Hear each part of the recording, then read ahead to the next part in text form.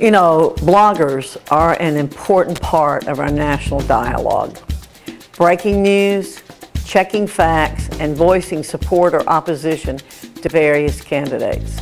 Today, bloggers' free political speech rights are protected by regulations created by the Federal Election Commission. But sometimes federal election regulations are only as reliable as the paper they're printed on. So I've co-sponsored legislation with my colleague, Congressman Jeb Hensarling of Texas, to make these free speech protections for bloggers permanent. This bill is called the Blogger Protection Act. It creates legal protection for bloggers and removes the uncertainty inherent in the current regulatory environment.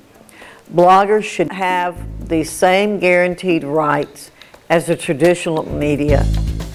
To find out more about this legislation, visit my website at fox.house.gov and enter the search term blogger. I'm Virginia Fox, and I thank you for watching.